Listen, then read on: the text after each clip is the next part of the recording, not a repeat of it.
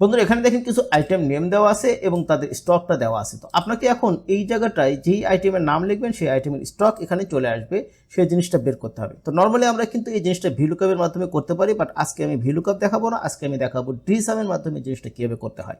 তো আমরা এখানে ইকুয়াল দিয়ে DSUM ডিসাম ফর্মুলার ভিতরে প্রবেশ করবো। ডিসাম ফর্মুলার ভিতরে প্রবেশ করার পরে আমাদের চাইছে ডাটাবেস। ডাটাবেসটা হচ্ছে আমাদের এই যে এখান থেকে এই পর্যন্ত পুরোটাকে আমরা সিলেক্ট করব। সিলেক্ট করার পরে আমরা কমা দেব। কমা দেওয়ার পর এবার চাচ্ছে ফিল্ডটা কোনটা, আমরা কি চাচ্ছি, স্টক চাচ্ছি। সো আমরা এই যে স্টকটাকে আমরা এই হেডিংটাকে সিলেক্ট করে দিয়ে কমা দেবো। কমা দেওয়ার পর এবার চাচ্ছে ক্রাইটেরিয়া কি আইটেম নেম, এখানেও দেখেন লেখা আছে আইটেম নেম। সো এই আইটেম নেমটাকে আমরা সিলেক্ট করব, সাথে সাথে আমরা যেই সেলে আমরা আইটেমের নাম লিখবো সেই সেল সহ আমরা সিলেক্ট করব। সিলেক্ট করার পরে আমরা ব্র্যাকেটটা ক্লোজ করে ইন্টার দিব। ইন্টার দিলে এখানে দেখবেন ব্ল্যাঙ্ক অবস্থায় এখানে স্টক 700 দেখাচ্ছে। তার মানে হচ্ছে এই টোটালটা যদি যোগ করি তাহলে এই টোটালটা হয় 700।